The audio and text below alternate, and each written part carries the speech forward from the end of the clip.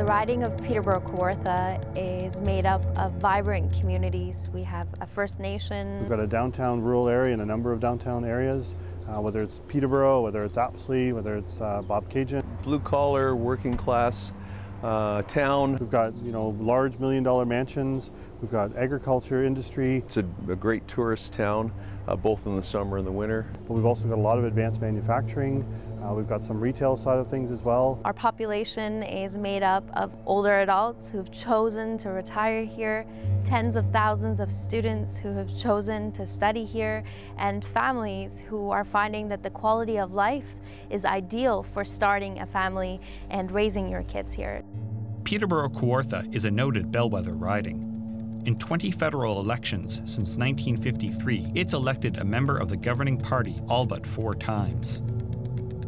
Under Bill C-37, the riding boundaries were redrawn in 2014. Its 115,000 residents have a median age of 48.7, the 5th oldest riding population in Canada.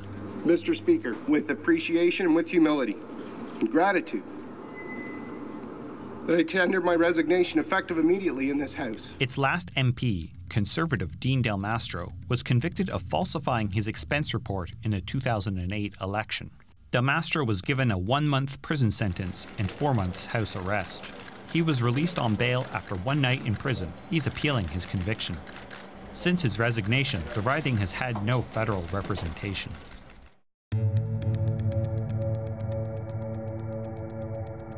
Like much of southern Ontario, manufacturing jobs in the region declined in the 2000s. These well-paying jobs are being replaced with precarious and lower-paying retail jobs.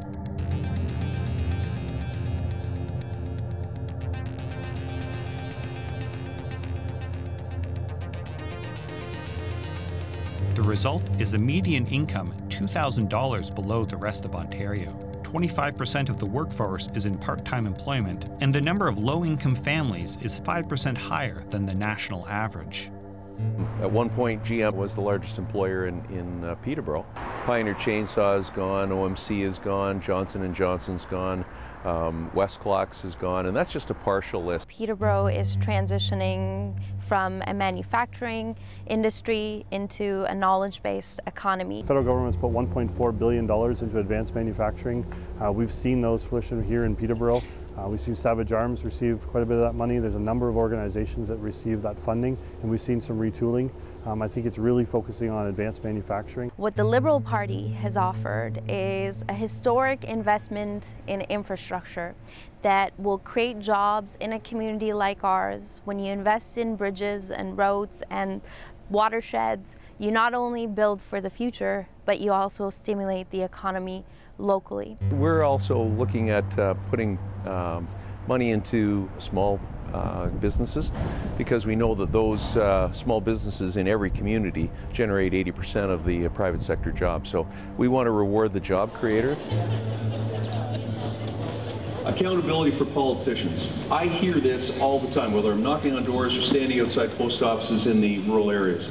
You jerks are all the same. You say one thing before the election, and then you do the exact opposite afterwards. We need to make sure we've created an environment for business people to create jobs. So that means our party is all about making sure that businesses, whether they're large businesses or small businesses, are able to generate jobs. 80% of jobs that you guys are going to get, the new jobs, are being done by entrepreneurs. I've developed a local jobs plan that's specific to the needs and the assets that we have here in Peterborough-Kawartha, and all the ways that we can make sure that when you graduate from Fleming College, that you find social and economic reasons to stay here. I think it's important to find out what the parties are talking about, what their platforms are.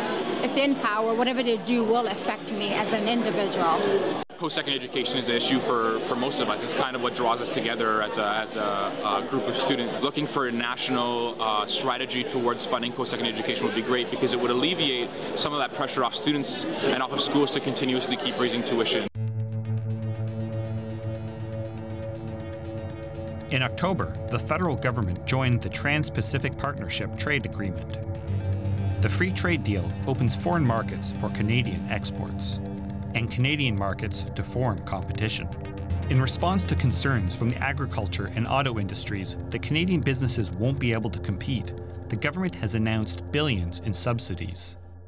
So I formed an agriculture roundtable. We've been assured that the agriculture and the TPP that you're talking about is going to make sure that we're focusing on supply management and that we're going to make sure that our farmers are looked after.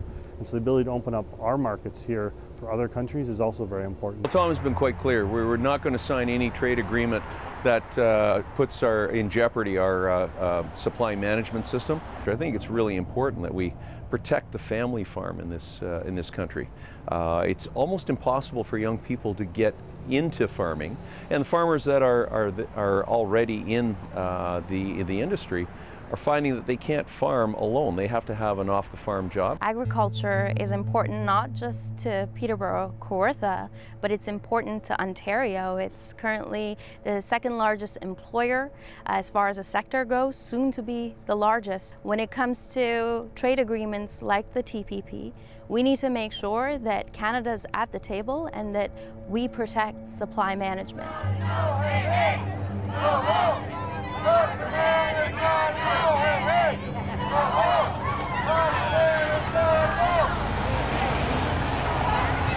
September 21st, with less than a month to go, Conservative leader Stephen Harper makes a campaign stop at Peterborough-Kawartha.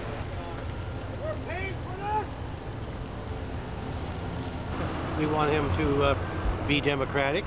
He is not an autocrat. He needs to talk to the people and follow the people. He's a fiscal conservative. He's doing things right. Everything looks good to me. He's not making promises that are going to cost billions of dollars. I don't want to live in a police state. Our rights are being taken away under the impression that we're being protected, and I don't believe that's so at all. Just think how big the deficits would be if the Liberals or the NDP ever got a hold of all that money. They'd spend it on stupid things. The daycare that they want to go, it's all. If you make $200,000 in Toronto, then what's wrong with paying $2,000 a month? Not a big deal.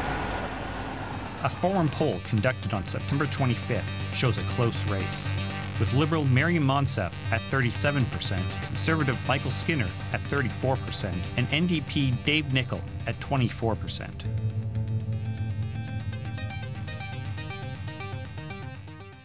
Help TVO create a better world through the power of learning. Visit supporttvo.org and make a tax-deductible donation today.